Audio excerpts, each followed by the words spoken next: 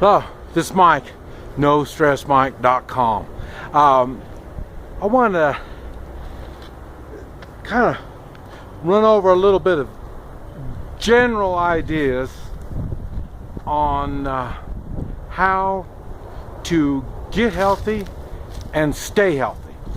Now, I know I've talked about all this before, but it is worth repeating, and it's not going to hurt you to hear it again. And we're going to start with, you have to sleep properly. You have to have a good night's rest. I don't know, I can't tell you how many hours. I've known people that can sleep for 5 hours a day and they seem to do well. But then again, they're younger. And then also older. There's some older people that seem to get less sleep. And but I don't know. I personally, I do 7 hours. I can do 6. I can do 5. I can do 8. But when I jump up out of bed, it's 7. And 7 hours of sleep. And it's good. It's a good sound sleep. I might wake up one time and go pee, but that's it. Now, we're going to start with that, I guess. I've given you bed exercises, and that's what I do in the morning before I get out of bed. When I said jump out of bed, I literally do jump out of bed. So I do a lot of stretches and semi-type exercises in bed before I get out. It might only be maybe 3 to 5 minutes, and that's one thing I've learned. That's not how long you're doing this stuff, it's doing it. So, because thinking about it like that, I also work out 2 or 3 times during the day, besides the morning, or besides in the bed. So, and like I say, it's only 3 to 5 minutes each time. I don't even work up a sweat. I mean, unless I'm in Mexico or something where it's hot. But the idea, when you do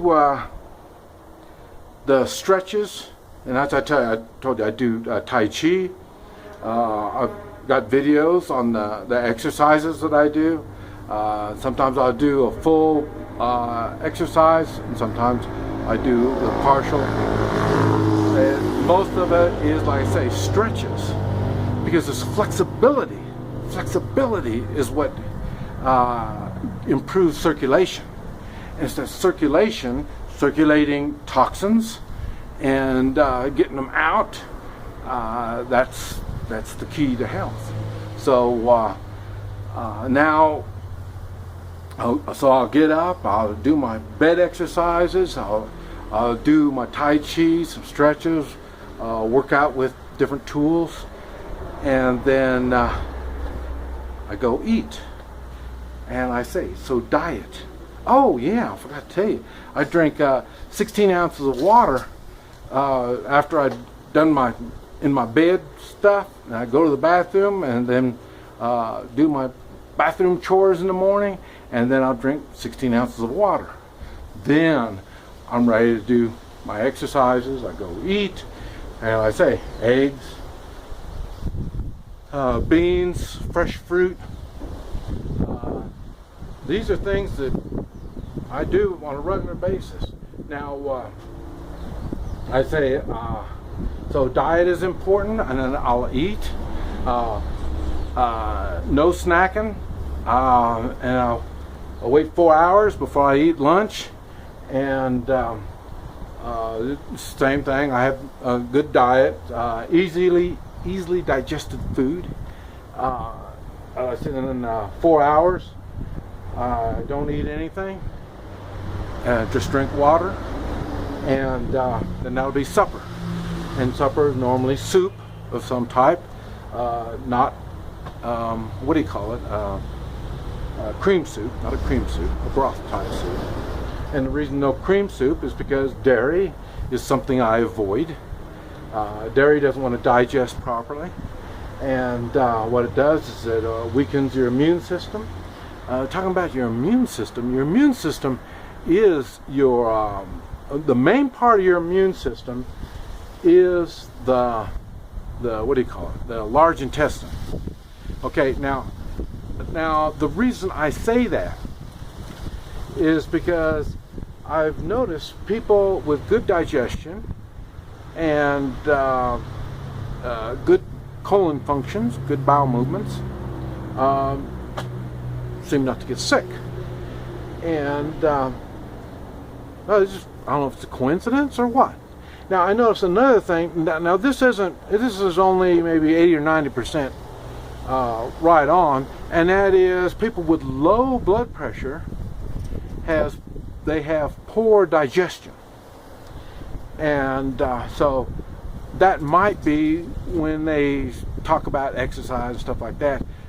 I don't think they realize why you need the exercise, but one of the reasons is to bring up the blood pressure, because the digestion, you need good blood pressure, and like what they call 80/20 is, I call that low. It needs to be higher than that to ensure a good digestion.